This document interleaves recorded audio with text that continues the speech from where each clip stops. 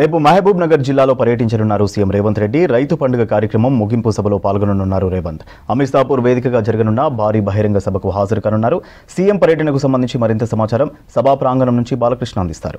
తెలంగాణ ప్రజాపాలన ఏడాది పాలనను పురస్కరించుకొని మహబూబ్నగర్ వేదిక 3 రోజుల పాటు రైతు పండుగ కార్యక్రమాన్ని పెద్ద ఎత్తున నిర్వహించింది. సో 3వ రోజు మాత్రం సీఎం రేవంత్ రెడ్డి ఆధ్వర్యంలో భారీ బహిరంగ సభ నిర్వహించబోతుంది. భూత్పూర్ మండలం అమితాపూర్ శివార్లో నిర్వహిస్తున్నటువంటి భారీ బహిరంగ సభ కోసం ఏర్పాట్లు అయితే దాదాపుగా పూర్తి కావస్తున్నాయి. మనం చూడొచ్చు సభా ప్రాంగణం మొత్తం అంతా కూడా ఫ్లెక్సీలు, హోర్డింగ్లు అట్లాగే చైర్స్తోని అరేంజ్మెంట్స్ అంతా దాదాపుగా పూర్తి కావస్తుంది. రేపు సాయంత్రం జరగబోయే సభ కోసం భారీ ఏర్పాట్లు అయితే జరుగుతున్నాయి. ఇప్పటికీ ఫ్లెక్సీలు, హోర్డింగ్లు అయితే ఏర్పాటు చేయడం జరిగింది. చైర్స్ అమరుస్తున్నారు. సభా వేదిక అయితే తుది మెరుగులు దిద్దుతున్నారు. ఈ సభ ద్వారా రాష్ట్ర ప్రభుత్వం 3 కీలకమైన అంశాలను ప్రకటించబోతుంది. రైతులకు వరాలు ప్రకటించబోతుందనే సంకేతాలు మాత్రం రాష్ట్ర ప్రభుత్వం నుంచి మంత్రులు ద్వారా వెల్లడిస్తున్నారు.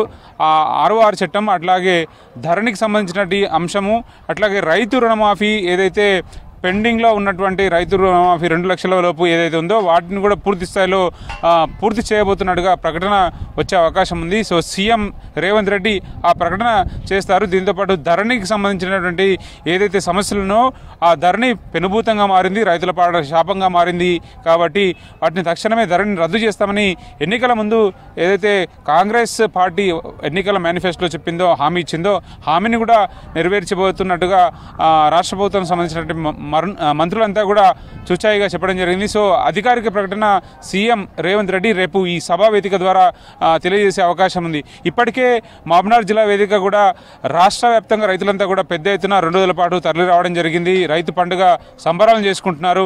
ఓవైపు రాష్ట్ర ప్రభుత్వం కూడా రాష్ట్ర బడ్జెట్లో 35% వరకు రైతుల కోసం, రైతుల సంక్షేమం కోసం నిధులు కేటాయించింది. ఇప్పటికే 60,000 కోట్లకు పైగా నిధులు కేటాయించింది.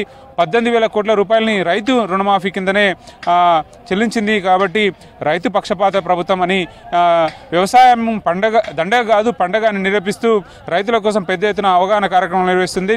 నిన్నటి నుంచి జరుగుతున్నటువంటి కార్యక్రమాల నేపథ్యంలో వివిధ రకాల స్టాళ్లను ఏర్పాటు చేశారు. రైతులు నూతన ఒరవడ్లు, వ్యవసాయంలో వస్తున్నటువంటి మార్పులను, ఆధునిక టెక్నాలజీని వాళ్ళంతా కూడా పాటిస్తూ వ్యవసాయంలో లాభసాటి వ్యవసాయాన్ని చేసుకోవాలి. ముఖ్యంగా ఆయిల్ ఫామ్ లాంటి పంటలను వేయడం ద్వారా వాటి ద్వారా రైతులంతా లబ్ధి పొందాలి.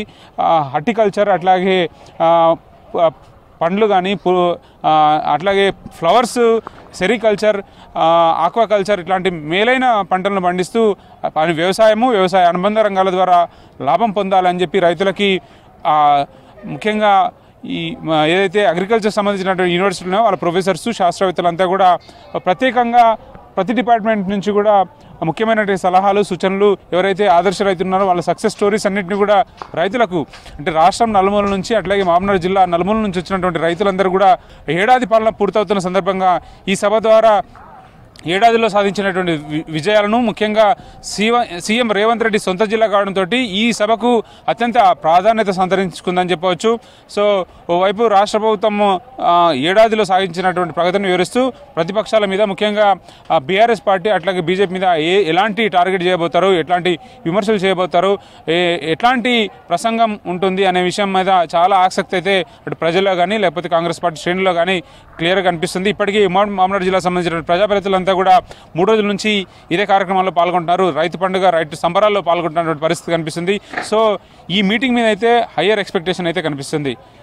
మహబూబ్నగర్ నుంచి కెమెరామెన్ శ్రీనివాస్ కలిసి బాలకృష్ణ, V6 న్యూస్.